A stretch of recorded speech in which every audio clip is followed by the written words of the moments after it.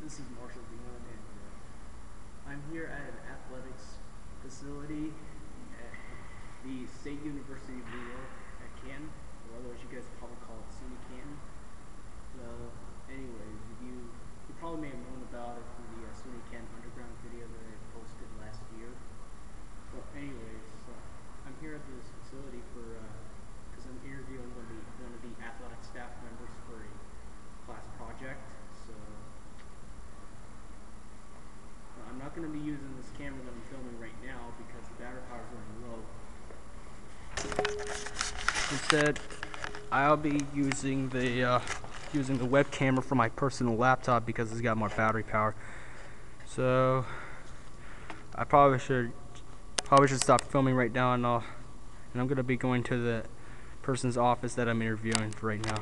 So I'm going to take a little short break, and I'll be back on with filming with a webcam. Why don't you just introduce yourself? Yeah, my name's Nate Hart. I'm the Sports Information Director here at SUNY Canton, and I've been working here since August. Yeah, I grew up in Parrish, so it's about 2 hours south of Canton. If you go to Watertown and then take 81 south, it's about an hour south of Watertown. Well, ever since I've been growing up, I've always been, really involved with sports and had a great interest in sports. But obviously I knew I wasn't going to be able to play them professionally because not many people are able to do that. So I kind of figured out, what's a different way that I can cover sports. And as I went through college, I stumbled across this. But I think you have some more questions about that later, so I'll touch more on that later.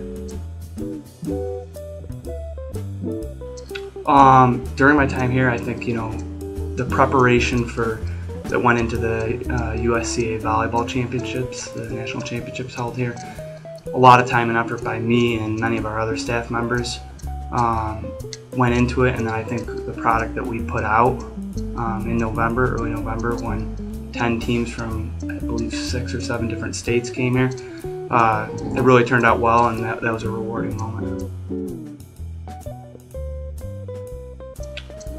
I think some moments when there's multiple games going on at the same time, multiple home games, and there's only one me, and so that can be a little tough to try to cover all those events at once. But I try to train a student staff, or sometimes even this past weekend, Potsdam was over here for women's hockey, so I got Potsdam's sports information director to come over. So I think if you plan far enough ahead, you can kind of take care of those more difficult situations. Yeah, and I think touching on that, even some schools do have multiple people in my position, so like a sports information director, but also an assistant as well, whereas we don't have that yet, so that's one of the struggles as well, but maybe down the line.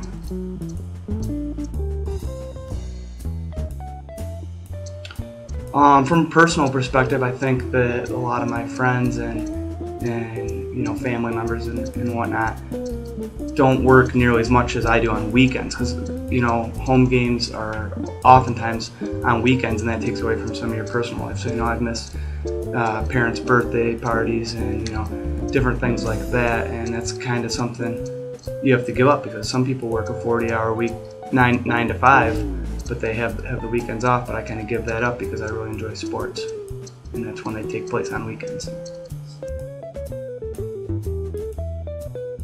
Yeah, actually, in high school I played 4 different sports. I played basketball, golf, and then I also ran cross country and track.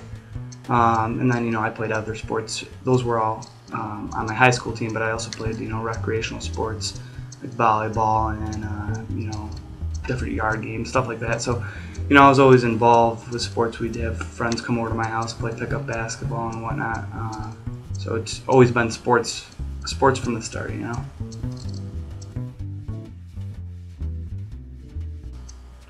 I think what happened is, growing up, I figured out, what did I like most in life, and what did I want to do, and I love sports. So I was trying to figure out how to follow my dream with it. So when I went to college, I originally thought I wanted to be sports announcer, the ones you see on TV, play-by-play and whatnot. But then I took some courses in journalism at Oswego State, and I got more into a different aspect of covering more in the form of writing. And then my sophomore year, I ended up working in the sports information office at Oswego State, worked there 3 years, and I ended up going to Elmira College and working 2 more years in sports information. So it kind of just kept leading on, building up to something more. Well, I started off as a ice hockey arena usher my freshman year at Oswego, but the assistant athletic director there thought I would be more valuable to the department, and that I could pick things up pretty quickly. So she suggested me getting into the sports information field, and from there I just took off.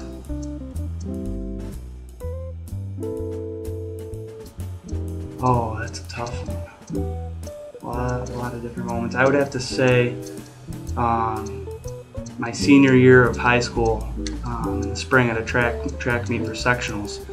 I ran a 4:44 mile, which was my fastest mile I'd ever run, and that beat my dad's time. And then I beat another runner in a lean at the finish line and gave me 6th place in the top 6, got ribbon. So that was probably one of my favorite moments.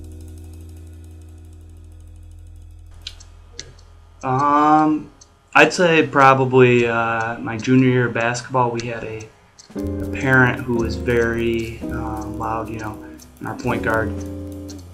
He was so hard on our point guard, and would always be like, shoot the ball, Billy.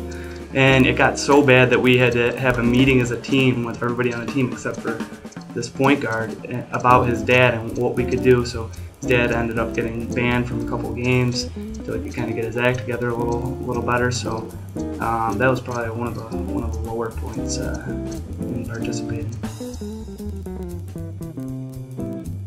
Yup, I actually did. I believe it's my junior year of college. I had an athletic coaching minor actually at Oswego, and so for that I did an independent study with my high school basketball team, the JV team actually, and I was assistant coach. I would go to some practices, go to all the games, road games and home games, and keep stats, which kind of ties into what I do now, and keeping stats as a sports information director. So it gave me a good balance between playing but also having the coaching aspect as well.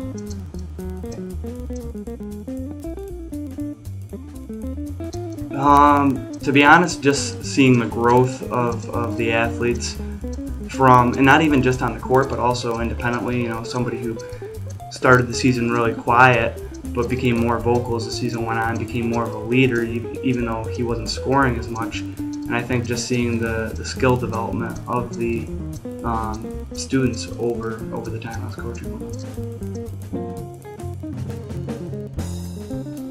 them. To be honest, it was a lot of good memories. I don't think there was a least favorite moment. I mean, I was coaching with my high school basketball coach, so that was nice. And the team went 12-3, which is pretty good. 12 wins, 3 losses. So I enjoyed it a lot. I don't think I have a least favorite moment.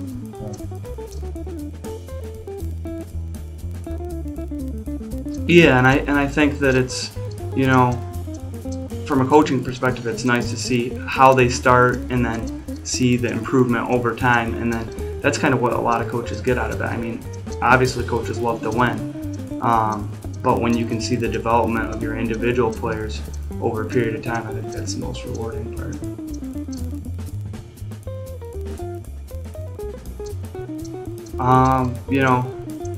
I was in Oswego, living in Oswego at the time, and my high school was in Parish. So it was about a 35-minute drive in the winter, and winter, as we know, can be a lot of snow. And so I think just the time commitment was the toughest, driving to practices. And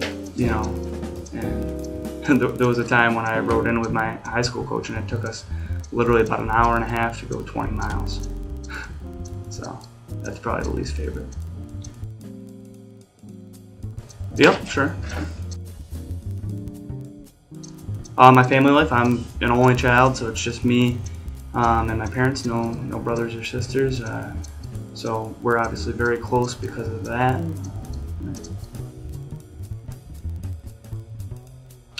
Yeah, my parents were at every game, you know, home and away, whether it be cross country, basketball. Golf, not as much because that's a lot tougher spectator sport to walk around the holes and stuff like that. But the other three sports, cross country, track, basketball, they were always there making hour road trips and very supportive. I think that steady growth. I mean, obviously the school's added 5 sports in the last couple of years, which is huge growth from 9 to 5 sports in 2 to 3 years. So I think controlling that growth, but also continuing to get more students admitted overall, but especially in athletics, and then to continue to see the athletics website grow, rooathletics.com. Try to get more video incorporated, which I'm trying to do, more video highlights, but also try to get to the point where we're live streaming sports over the internet and working with the sport management students and program to, you know, have some interns and really get some more live video streaming going.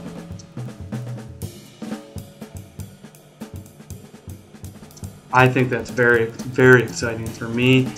I think for the students, you know, with the facility we have over at Roos House, it's just a tremendous opportunity, you know, with hockey and basketball, and then all the outdoor events with lacrosse, soccer, baseball, softball, cross country, all right in this one area. It gives students such a great opportunity to gain experience right on campus. I mean, there's some schools where as sport management programs that you have to go 20-30 miles away to get a lot of good experience, but with SUNY Canton and with the athletics program, the sport management program working together, I think students can get all that experience right on campus, which is tremendous. You know, from a preparation standpoint, I like to always be to the game, you know, at least an hour and a half ahead of time, so that everything is set up and ready to go, so it's not last minute preparation. And a lot of times I keep all the stats in game, and you have to set up game files and live stats and all that, and I tend to like to set those up the day before even and make sure that those are all set to go. The programs I usually always have printed out at least a day in advance, usually 2 to 3 days in advance, so that those are set to go. So I think doing all the preparation ahead of time so that you can be more relaxed on game day is a big thing for me. You know, it's funny you ask. Outside of sports, when I'm not working sports games, I'm usually either playing sports. I like to stay fit and work out, you know, spend time with family, you know, some board games, poker, play poker with the boys, you know, try to get in some hiking and sightseeing when I can. So,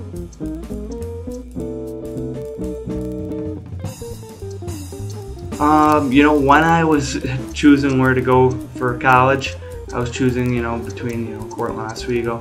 And I was thinking about being a phys ed teacher, but there weren't that many jobs available in the field. Maybe some sort of psychologist, because people can always usually talk to me well. But I said sports have been a part of my life growing up, and that's what I want to do, so I'm going to follow my dream, and that's what I did.